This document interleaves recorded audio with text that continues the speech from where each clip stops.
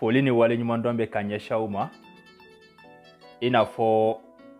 an bɛ bɔ tuma caman k'a fɔ aw ye cogo min yanni kuma ka caya kisɛ ka kɛ a la Jamiat al-Ansardine ka baaraw diɲɛ kɔnɔ ni Ala sɔnna ma n'an ma dɛsɛ an bɛ n'o bɔ k'o yira aw la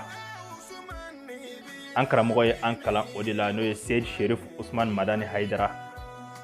n'aw kumana a ye acte tugu a la bi ni Ala sɔnna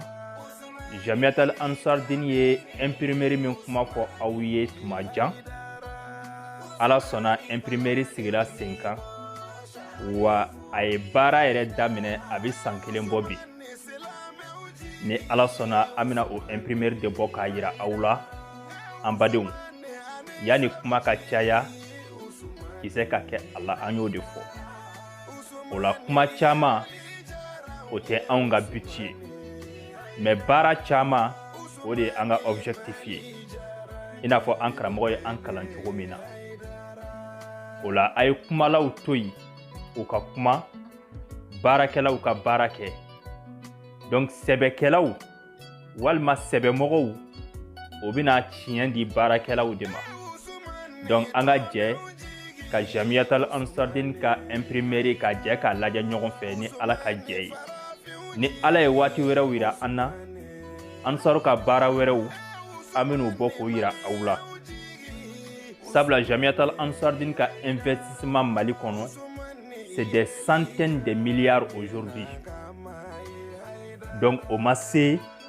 lakali la bɛɛ bɛ a dɔn o min bɛ k'a fɔ k'o ye réalité de ye Mali kɔnɔ ani Mali kɔkan mais ni Ala ye waatiw permettre an ye ni Ala sɔnna an bɛn'o yira aw la dɔɔni dɔɔni nka yanni o cɛ bi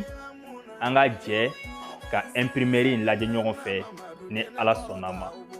salamu alaikum wa rahmatullahi wa barakatuh. Vive Seyid Sherif Usman Madani Haidara, vive la religion islamique. Merci beaucoup.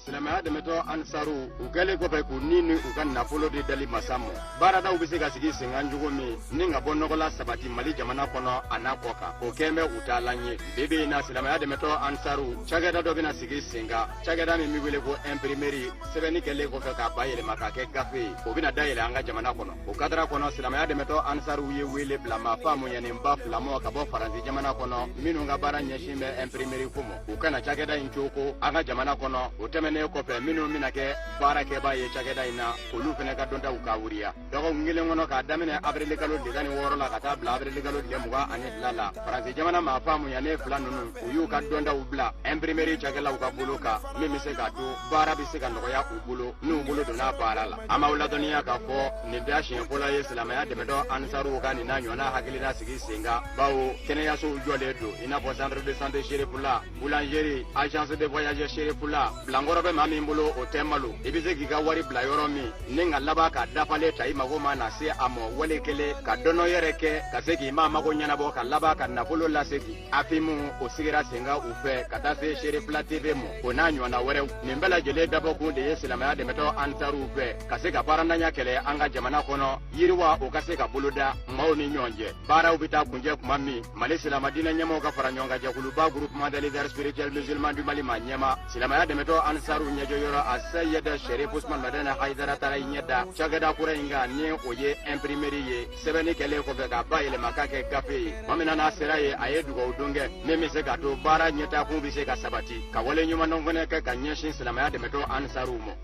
Bon, dan fosi tɛ nisɔndiya la parce que Jamiat al-Ansardine l'Islamiya an bɛ dugawu de k'u ye Ala ka ɲɛtaga d'u ma Ala ka hɛrɛ k'an n'u ye baara caman bolodalen b'u fɛ ni ye usine ko ye ani fɛn wɛrɛ caman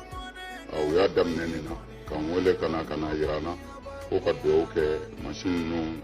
tubabuw tilala u baara la installation banna tɔ tora ka baara daminɛ ko kana dugawu k'u ye ko in bɛ se ka ɲɛ cogo min na an bɛ dugawu kɛ ɲɛtaga bɛ Ala de bolo Ala ka ɲɛtaga d'an n'u ma silamɛya ye nin de ye silamɛya tɛ seli ni su dama ye silamɛya ye fo silamɛw ka se ka jɛ ka fara ɲɔgɔn kan ka da ɲɔgɔn na n'o kɛra silamɛya bɛ bɔ magariko la nin ye baaraba de ye miliyɔn 100 joli donna nin na et puis baara wɛrɛ minnu bolo dalen d'u fɛ usine ko la miliyɔn 100 joli bɛna don olu la a nafa ye mun ye u yɛrɛ fɔlɔ u bɛ se u yɛrɛ kɔrɔ filanan ye mun ye chômeur bɛ dɔgɔya silamɛya kɔnɔ ni bɛɛ ye bolominɛyɔrɔ sɔrɔ jamana bɛ lafiya o la silamɛya tɛ an bɛ taa misiri la dama ye jɛ o jɛ n'ala y'aw fara ɲɔgɔn kan a ka jɛ in a kan ka se ka tɔnɔ dɔ bɔ diɲɛ bɛɛ bɛ dɔ sɔrɔ min na alors n b'o de f'u ye baara de ye bi mɔgɔ kɛ hɔrɔn ye wa silamɛya tɛ se ka sabati yɔrɔ si fɔ jɔn ka s'i yɛrɛ kɔrɔ alors ansaru ɲɛmɔgɔw y'o faamu a kɔmɔgɔw y'o faamu alors baaraba caman b'u bolo usine damadɔ bɛ yen o gurupo o bɛna kari ni ala sɔnna o tɛna mɛn o baaraw bɛ senna ayiwa nin kɔni nin gurupo ma kari mɛ a baara daminɛna parce que tubabuw tilala a baara bɛɛ la ayiwa alhamdulilayi baara bɛna daminɛ an kɔni bɛ dugawu de k'u ye u k'u cɛsiri denmisɛnw les jeunes u ka bɔ chômeriya la bɛɛ k'i bolominɛyɔrɔ sɔrɔ a bɛ fɔ o de ma silamɛya ka ɲɔgɔn dɛmɛ ka hinɛ ɲɔgɔn na diinɛ in nana ni nin de ye mɛ silamɛya tɛ n'i kɛra diinɛ mɔgɔ ye i ka kɛ makaritɔ ye e de t'i bolo jan e de bɛ deli kɛ non a ka kan hakili dɔ ka sɔrɔ min bɛ se ka na ni développement ye ka denmisɛnw bɔ chômeriya la denmisɛnw ka baara sɔrɔ nin bɛna baara di mɔgɔ joli ma sisan usine minnu filɛ u bolo n'ala y'an dɛmɛ k'o baaraw daminɛna u bɛna baara di mɔgɔ joli ma bon silamɛya ye nin de ye min filɛ n kɛrɛfɛ ale ye Abidjan Côte d'Ivoire président national de ale nana ka na bɔ an ye ayiwa baara bɛna daminɛ ale yɛrɛ ɲɛna n nana ale sɔrɔ kɛnɛ in kan an b'u fo an b'u bi yɔrɔ o yɔrɔ ansaru bi yɔrɔ o yɔrɔ an ka foli b'a bɛɛ ye silamɛ bi yɔrɔ o yɔrɔ an ka foli b'a bɛɛ ye ala ka hakili ɲuman d'an ma an ka se ka baara kɛ k'an ka jamanaw bɔ nɔgɔ la